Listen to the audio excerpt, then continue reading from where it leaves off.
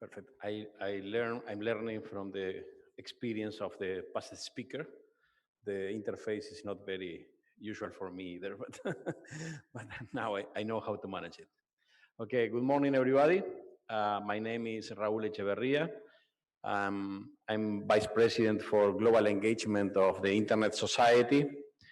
I'm very happy to be here celebrating with you the 20 years of the Internet in Sri Lanka. Congratulations for that. It was very um, interesting yesterday to uh, hear all the stories about the construction of the internet in this country. And as I always say, and it's very obvious, internet is a collaborative construction. So everybody uh, is adding every day some bricks to this construction. So it was very really enjoyable to know how the basement of that building was built 20 years ago, and it was my honor to share that with you. And thank you for the Professor Giham Diaz for the invitation to participate in this meeting. Uh, Professor Diaz, beside being the president of the ISOC chapter in Sri Lanka, is also a member of the Global Internet Society Board of Trustees, and it is really a big pleasure for our organization to have somebody like him in the board of trustees of the organization. And it's not, I will tell you also some short story, but the Internet Society, that is an organization that was founded 23 years ago by the pioneers of the Internet, celebrated its 20 years 3 years ago with a very huge global meeting. And taking advantage of that anniversary, the Internet Society launched the initiative of the Internet Hall of Fame for recognizing the contribution of many people from around the world in this collaborative construction as I described it before. And it's not a minor thing that we have in this room.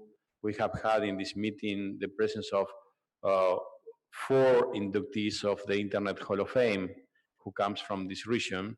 Professor Diaz is one of them, and Professor Kim Nam Chom, and Dr. Kan, Tanatsu. So I always have problems with the pronunciation. And also Professor Indura, that is also around. It's not, it's not common to have in a single meeting the presence of 4 people as important as them that have played a very significant role in the development of the internet, not only in their countries and in this region, but also globally. And so I want to take the advantage of this opportunity to ask for an applause for all of them.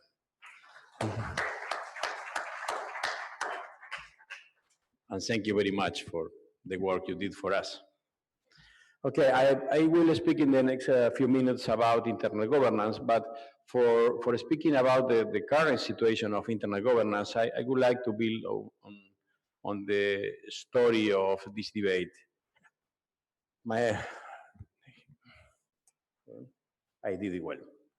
Okay, this the real the big debate around internet governance started in 2003 when it was held the first summit of the Information Society. It was a strange summit compared with others because it was a summit that was organized in two phases, one in 2003 and other in 2005. And when this summit was organized, many of us that were already involved in internet governance, and we didn't use that expression at that time, but were some of us that were doing things around the internet, didn't pay too much attention to the discussion toward this summit because everybody thought that it was a summit that would be focused mainly in issues like how to expand broadband and deploying the internet around the world, universal access, these kind of things. And when the discussion started, the internet governance issue came up. And so that was the way that we became involved in the discussion. But it was a very different meeting like those that we are accustomed to participate in at this moment. It was a pure intergovernmental meeting, and some of us that wanted to participate in the discussions, were not able either to go into the rooms. We had to stay outside of the rooms. There was no Twitter, the cell phones were not very broadly adopted, so there were no ways to communicate with the people that was inside of the rooms, and the only thing we could do at that moment was to wait outside of the rooms for some people from governments come up so we can ask them to give us some information. And that was the way that this discussion started. In the original motivation for some countries to bring this topic for discussion was that they were seeing the increasing importance of internet around the world, and they were saying, oh, how the governments don't have any role in this in the governance of the internet. So they wanted to discuss that, but only just among governments.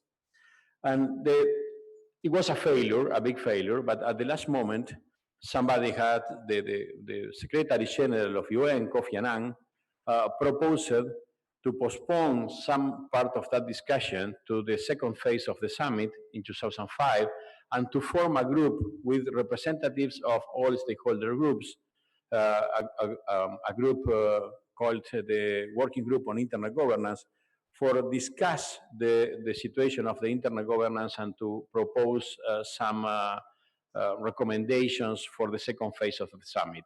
And that was how the multi-stakeholder discussion on internet governance started. That was, I remember, the first time that I went to the UN. It was very strange for me to go into the UN building. There was no internet access, no power supply. So it was a very different environment than those that I was accustomed to working. And it was also difficult for them to see the people that was coming from the internet community with different habits and different culture. It was something that at the beginning was a little shocking for everybody, but it was the way that we started to work in a multi-stakeholder manner. And we refer by what we say multi-stakeholder, we mean that this kind of work that is done with the participation and with the contributions of all the stakeholder groups. And so it's the recommendations in 2005, we arrived to the summit in Tunis, and we got some agreements in Tunis. One of them was about the internet governance principles that were very good, interesting step forward. We started to talk about participation and bottom-up processes and the participation of all stakeholders. There were some ambiguous expressions, but we started to talk about those things that were very important. We also agreed on the creation of the Internet Governance Forum. It's a forum where everybody could participate in an equal footing, governments, private sector, civil society, technical community, for discussing all the important matters related to the internet governance. And one of the problems that was all the time in the discussions, well, one of the most controversial points was the issue of the IANA functions, some functions that are very important for the functioning of the internet, and that since 1998 are being performed by an organization that is named ICANN, Internet Corporation for Assigned Names and Numbers, and still, for historical reasons, under the supervision of the United States government.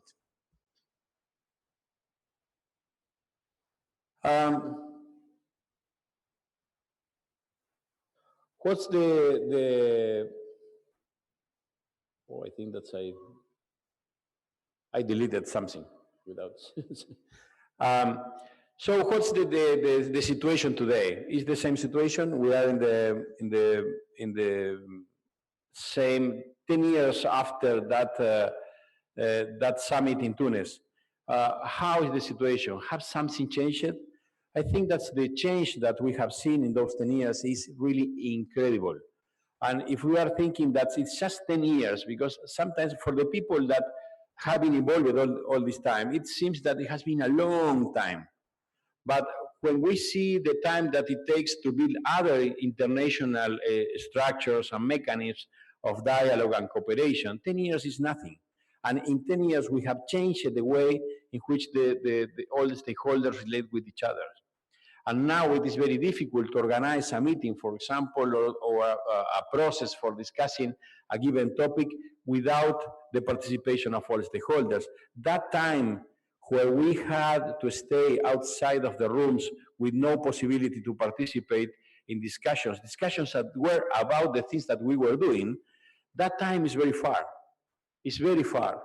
And now the modalities are absolutely different, and the relation between the different stakeholders have matured very much. And this is really because the evolution of the internet governance. Um, we participate, the internet community participate in internet governmental forums, governments participate in internet technical community forums. Everything has changed after 10 years. One of the things, as I said before, that was approved in 2005 was the creation of the Internet Governance Forums. 9 meetings have been organized so far. The 9th one was last September in Istanbul, and the 10th one will be held in November in Brazil. And there have been a lot of also evolutions in the Internet Governance Forum. The first time that we had this meeting, it was in 2006 in Athens. And I remember when I was going into the rooms, when I registered the first day of the meeting, and I was going into the room together talking with the people from governments from Latin America. And when we went into the room, the people from governments asked, oh, sorry, where are the seats for governments? And so somebody said, no, there are no seats for governments. This is a meeting where everybody can sit anywhere. And so it was really a very different meeting. And the discussions we had just discussions on very generic topics. I think that in that moment I realized that people that was very relevant in one sector, in one stakeholder group, for example, in private sector, didn't know other people that was very relevant in the governmental sector. That meeting was very good for people to know in each other. This just was the big achievements of the first IGF meeting in 2006. But after 9 meetings and the preparation of this 10th meeting that will be held in Brazil, a lot of things have changed in terms of contents that we discuss. In the first years, for example, it was very difficult even mention the issue of the human rights perspective of the internet governance. And now this is at the top of the agenda, and there are general sessions during IGF to discuss issues related to human rights. So things have changed very much. Formats have changed, and there are much more efficient ways to have discussions between different stakeholders, and the discussions are more focused on specific topics, not just about generic things like, okay, we will have a session of 3 hours about access, internet access, or access and accessibility. And you cannot discuss in 3 hours all the issues related to access and accessibility. It is impossible.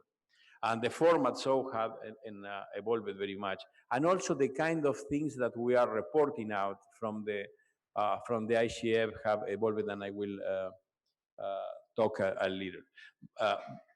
Other really important phenomenon is the permanent increasing number of regional and national meetings that are being organized under the same basis than the Internet Governance Forum.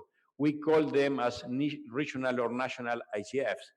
And these are meetings for bringing all the stakeholders together from a given country or given region for discuss the issues that are more relevant for them, for the local and regional communities. I came from Sofia, Bulgaria, this weekend. I was last week there for the Eurodic meeting. That is a kind of European regional IGF. Was a very good meeting. I will attend now in the first week of August the similar meeting in Latin America, and I have been in other regions also uh, participating of those discussions. And this is very important. And it's very important when we see the national meetings, the national IGFs, because this is the way to really impact, getting an impact of the multi-stakeholder discussion on the policy making. Because the policy making, 95% of the policy making happened at the national level. So we can have very good discussions at the global level about things that are very important, and the outcomes of the discussion are very important too. And we will bring some interesting things from those discussions to our countries, but there will not be necessarily an impact on the policies that are being developed in the country. But if we bring this model, this IGF style discussions to the national level, so we will have discussions among the stakeholders of a given country about the issues that are relevant for this local community. And this can have impact in directly in public policies or in legislative proposals on decisions from the government, different ways to implement that. What's the current situation? There is this ICF, as I said before, has evolved all the time. And one of the evolutions is that many countries and other stakeholders have been asking for the IGF to produce concrete outcomes. It started being just a place for discussion without any concrete resolutions or decisions, because it's a non-decision forum. But now we have evolved toward the creation of what name we call the best practices, what is much appropriated for everybody, because the same governments that sometimes claim for having concrete outcomes from the IGF are the governments that don't like, that they will not like to have clear recommendations saying you have to do that. No government wants that. That's an international forum, and worse if that international forum is a multi-stakeholder forum, dictate to them what are the things that have to be done at the local level. So those best practices issues, what okay, thank you. Those best practices that are being developed, what offer are policy options, different policy options to deal with specific topics. And we have a list here, you can see on the screen, maybe that's the I don't have the, I think this one. Okay, thank you. Thank you very much. You can see the list of the topics that have been approached through the best practices development: spam, child online protection, violence against women, building IXPs, deploying of IPv6. Those are really very relevant topics that need discussion at this moment. And the IGF now is producing outcomes on those issues that are not dictating recommendations, but providing policy options for dealing with them. ISOC is making a very strong contribution to this debate, and beside that, in other topic that is very is in the top of the agendas of all the stakeholders at this moment is cybersecurity. Also there we have released a document very recently that is collaborative security. That is a concept that where we are trying to adapt those principles of collaboration, bottom-up processes, multi-stakeholder mechanisms to deal with cybersecurity problems. So we are also making a very important contributions on this topic.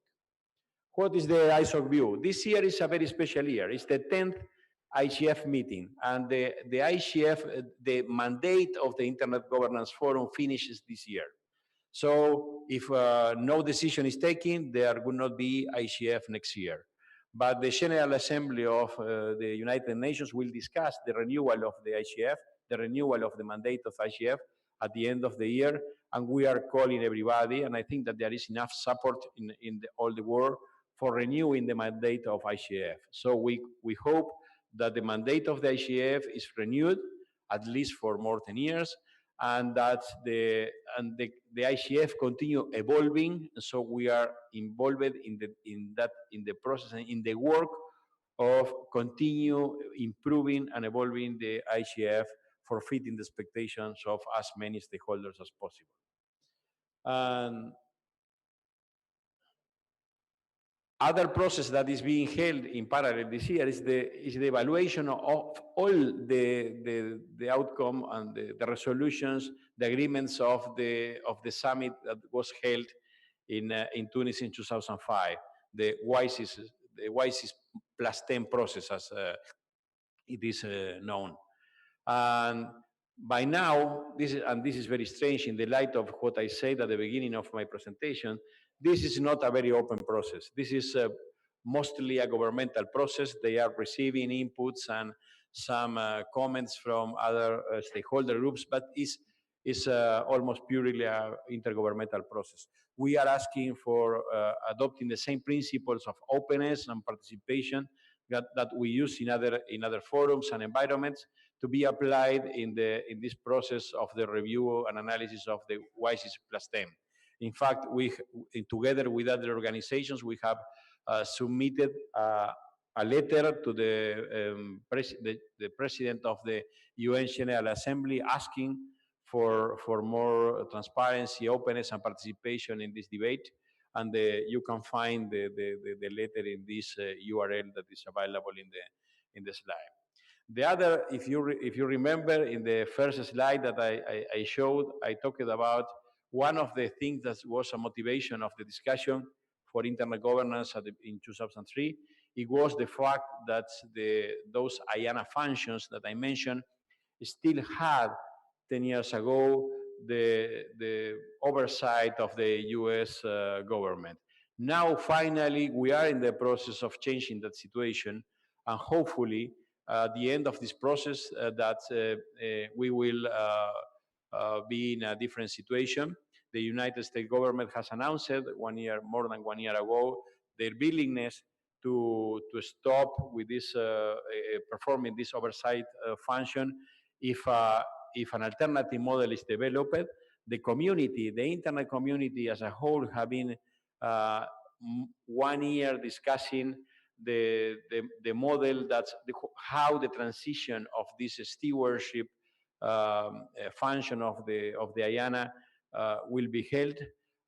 We are very close to have a final outcome of this process, and I think that is very important because it has been a challenge for this multi-stakeholder government. It's demonstrating the multi-stakeholder governance model. It is demonstrating that it's a model that is not only just for discussing topics, also for producing real outcomes that will impact in the way that the internet is governed in the in a short term. I did something here. That's my last slide. So one of the components of the view of the internet society in this topic is that the regional, as I said before, the regional and national IGF are really crucial on this, and we are very engaged and very committed in the work of promoting to have more and more meetings and events and mechanisms, multi-stakeholder mechanisms at the local level. At this moment, there are tens of processes around the world in different countries and regions and, to discuss internet governance in the multi-stakeholder manner, problems that are important for the local community. And remember that this is very important. The multi-stakeholder mechanism is not the end. It's not the objective. It's the multi-stakeholder model is just the vehicle for having better discussions and for having more effective policies that address what really are the most important topics. That's the internet continue being a platform for development of our society. And I don't want to repeat the words of the minister a few minutes ago, but we can use the internet for solving a lot of problems of our society. And this is what we want from the internet to continue being a good platform for development, human, social, and economic development of our people, and also for improving the possibility of exercising the human rights. Those are the most important objectives, development and human rights. And the multi-stakeholder vehicle is a vehicle for having the expertise and the interest of all multi-stakeholders groups represented in order to develop the best policies for addressing those most important objectives. It is clear today that the internet, in the way that is governed today, gives a lot of opportunities in terms of development for our people. So thank you very much, and I hope you continue having an excellent meeting the rest of the day.